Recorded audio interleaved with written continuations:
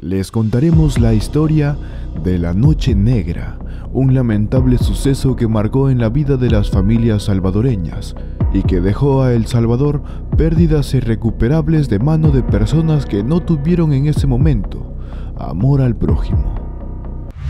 Todo empezó un viernes 24 de mayo, cuando El Salvador y su población despertaron con un nuevo amanecer, como si fuera cualquier otra mañana en las calles del Puerto del Triunfo, donde los integrantes de cada familia salían a realizar sus labores de trabajo, estudios y las compras de primera necesidad del hogar. A eso de las 5:10 de la tarde, se observa cómo la clase trabajadora de El Salvador se encontraba subiendo a los transportes colectivos para retornar a sus viviendas luego de una jornada de trabajo. Mientras en las casas de cada trabajador las madres y esposas se encontraban preparando la cena para sus seres queridos, quienes regresaban de una larga jornada. Cuando de repente 6 trabajadores provenientes del Puerto del Triunfo utilizaban como medio de transporte unas motocicletas, donde en cada una viajaban 2 personas, y como vivían cerca, se ayudaban mutuamente para trasladarse de su hogar a su lugar de trabajo. Pero llegaba a las 7 de la noche, la cena que se encontraba en los hogares de cada uno comenzó a enfriarse, preocupando poco a poco a los familiares de los 6 trabajadores, que aún no regresaban y que nunca se habían demorado por tanto tiempo en volver. Y de haberlo hecho, siempre les informaban a sus familiares. Pero esta vez no ocurrió nada de eso. Una de las familias afectadas por la desaparición de su ser querido es Ana Mejía, la madre de Óscar Hernández.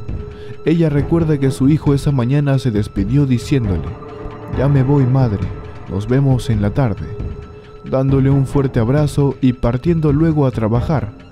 La madre de Óscar se percata del rostro de su hijo, quien mostraba en ese momento una tristeza, pero su madre Ana Mejía pensó que era por el cansancio de la semana, ya que era día viernes y seguramente tuvo mucho trabajo. La señora Ana Mejía, al llegar la tarde y ver que su hijo no regresaba a la hora de siempre a la casa, comenzó a preocuparse, sintiendo una fuerte presión en el pecho y teniendo un mal presentimiento. Doña Ana decidió ir a la casa de sus compañeros de trabajo, dándose con la sorpresa que ellos tampoco habían regresado a sus hogares. Esta noticia comenzó a preocupar a todos. Los familiares de los trabajadores desaparecidos deciden llamarlos a sus teléfonos celulares, pero ninguno de ellos responde a las llamadas realizadas, dejándolos más preocupados al no saber nada. Para los familiares ya era una fuerte señal que algo malo estaba pasando, y lo que se hacía más extraño es que la empresa donde ellos trabajaban cerraba a las 5 de la tarde y nunca les hacían quedarse más tiempo o realizar horas extras. Es por esa razón que los 6 trabajadores siempre salían puntuales de su centro de labor y a muy tardar a las 6 de la tarde ya se encontraban de regreso a sus hogares. Los parientes de los desaparecidos deciden esperar un par de minutos a ver si recibían una noticia o llamada de sus seres queridos, pero llegado las 7:30 de la noche, decidieron reportarlos como desaparecidos en el puesto de la Policía Nacional Civil de ese sector. La noticia de los trabajadores se hizo circular en toda la comunidad, logrando que los vecinos y amigos de los 6 trabajadores desaparecidos se organizaran y realizaran grupos de búsqueda. Comenzaron a sondear en las zonas que ellos transitaban. Comenzaron a caminar hasta que se hizo de noche, en aquellas calles llenas de polvo, maleza llenas de espina, quebradas y pantanos que había en el lugar. Aquella noche los pobladores perdieron las esperanzas de seguir buscando y acordaron regresar el siguiente día para seguir buscándolos. Pero de pronto uno de los vecinos logró visualizar a lo lejos un objeto, pero al acercarse se percató que era un zapato que pertenecía a uno de los trabajadores desaparecidos. Y a pocos metros, en donde se encontró la zapatilla, hallaron también el maletín de uno de ellos. Los corazones de los familiares comenzaron a acelerarse con lo encontrado y no querían imaginarse lo peor. La familia de los desaparecidos sabía que algo malo había pasado con sus seres queridos. Todo era como un mal sueño, del que querían despertar pronto. La noche comenzaba a oscurecerse cada vez más, haciendo que la búsqueda de más rastros de los 6 trabajadores desaparecidos se hiciera más difícil. Los familiares decidieron regresar a sus hogares, luego de haber solo encontrado la zapatilla y el maletín de uno de ellos. Al día siguiente, el jefe de la Policía Nacional Civil de la ciudad de Usulután había ya asignado a 2 oficiales y 3 cuadrillas de búsqueda con 5 efectivos policiales a cada una, y se reforzó con un helicóptero de la Policía Nacional Civil y la Fuerza Naval, para realizar una amplia búsqueda tanto por aire, mar y tierra, rodeando de ese modo el perímetro por donde habían recorrido los 6 trabajadores para ir a su centro de labor todos los días. A estos esfuerzos se le sumaron nuevamente los familiares y amigos de las personas desaparecidas. Ese día, a primeras horas de la mañana, la tristeza invadió a los familiares de las víctimas, porque fueron encontrados los 6 trabajadores, pero sin vida en la ribera del río Papayal del Puerto del Triunfo. La escena encontrada fue desgarradora. Los oficiales y familiares no podían creer lo que estaban viendo. Los habitantes de la zona se encontraban impactados por tan terrible noticia y dijeron que ellos eran personas conocidas, que siempre cruzaban por ese sector para irse a su centro laboral, ya que esa calle les permitía llegar más rápido a la cooperativa donde trabajaban. Algunos de los testigos de la población manifestaron haberlos visto un día antes en plan de 5 o 10 de la tarde, cruzando con sus motocicletas de color rojo, donde viajaban 2 de ellos en cada una de las motocicletas, y que hasta incluso en ese momento también había pasado una bicicleta, pero quien la manejaba era un residente de la zona. Los miembros de los mareros de la pandilla 18 que dominaban en el sector habían ordenado días antes a todos los motociclistas de la zona que transitaban por la carretera que no usaran casco para poderlos identificar. Según las investigaciones, a eso de las 5:15 de la tarde, los 6 trabajadores circulaban por la hacienda La Carrera siguiendo por el caserío El Mapachín, hasta que luego fueron interceptados por miembros de la agrupación 18, que operaban en el sector. Cada miembro de la pandilla, luego de haber consumido una sustancia fuerte, llevó cada uno un arma blanca para realizar el plan que llevaban en mente. Los integrantes de la pandilla se encontraban airosos y como locos, no tenían en mente ningún reparo.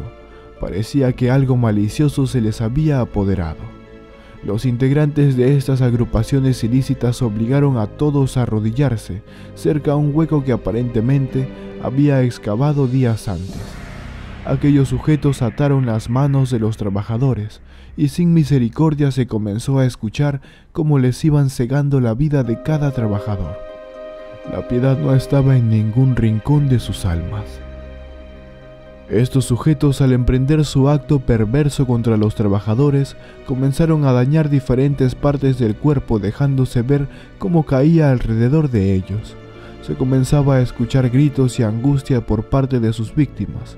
Aquellos ruidos permitieron que personas que pasaban por el lugar se acercaran cuidadosamente para saber qué es lo que estaba ocurriendo, y se dieron con la sorpresa de ver cómo varios sujetos tenían a los trabajadores privados de su libertad. Manifestaron también escuchar a Eber Esael Rodríguez gritarles en ese momento a los sujetos: «En el nombre de Dios, detente», mientras miraba a los ojos de uno de los mareros y queriendo de esa forma que sus palabras intercedieran con los actos de aquellos pandilleros, mientras alzaban el corvo para dañar y cegar la vida de los demás trabajadores. A pesar de las imprecaciones del pastor evangélico Eber Rodríguez, de 58 años de edad, quien había llegado a ese lugar pocas semanas antes, no fue excusa y ni motivo para que los mareros de la pandilla 18 siguieran con su plan. Los pandilleros fueron atacando una a una a sus víctimas con sus corvos como si las vidas de los trabajadores no valiera un centavo. De pronto, ya no se escuchó más las voces de las víctimas. Los pandilleros habían terminado con su plan, logrando así cegar las vidas de 6 víctimas inocentes. Todo había quedado en silencio. Ese viernes negro, los sujetos cumplieron nuevamente su misión. Los cuerpos de las víctimas fueron encontrados en una fosa común del río Papayal, en Puerto del Triunfo. Se conocieron posibles hipótesis de lo ocurrido con los trabajadores. La primera era que el móvil fue el motivo principal del robo, dando a entender que las víctimas no querían ser despojadas de sus bienes, ya que los oficiales no lo encontraron entre sus pertenencias. Pero más tarde se dio a conocer una segunda hipótesis, diciendo que en el país salvadoreño se estaba comenzando a vivir una nueva ola de violencia por parte de estas agrupaciones ilícitas, quienes salían a las calles a cegar la vida de cualquier persona, conociéndose como el Viernes Negro, y que nadie podía controlar aquellos actos, ni siquiera el mismo gobierno. Y por último, la tercera hipótesis era que los 6 trabajadores residían en una zona contraria a los miembros de estas agrupaciones, donde dominaban y laboraban sin importarles si eran cristianos o no. En este terrible suceso donde las 6 víctimas fueron cegadas, solo se obtuvo tristeza por parte de los familiares y seres queridos, ya que no se logró capturar a ningún miembro de aquellas agrupaciones ilícitas, porque nunca fueron localizados y tampoco identificados, debido a que los testigos que presenciaron ese aterrador hecho no quisieron brindar su declaración por temor a ser expuestos y que corrieran el mismo riesgo.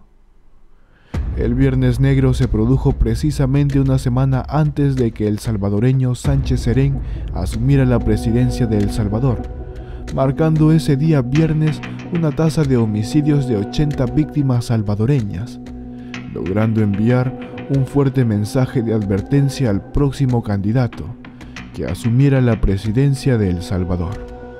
El gobierno del presidente Nayib Bukele lamenta los sucesos que fueron terribles para muchas familias y el impacto que tuvo con su población salvadoreña. Es por eso que la labor del gobierno de El Salvador en manos del presidente Nayib Bukele es limpiar las calles de estas agrupaciones que solo se dedican a perjudicar y corromper la vida y mente de los jóvenes que reclutan para que sean parte de aquellas pandillas, obligándolos a realizar actos terribles para que muestren su lealtad.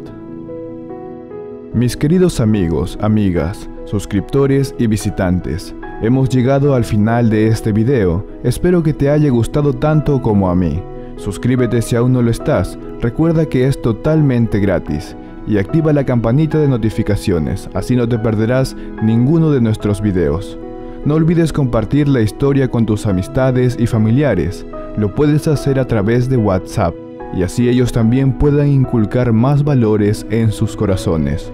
Nos vemos hasta la próxima historia, aquí en tu canal Tendencia Mundial.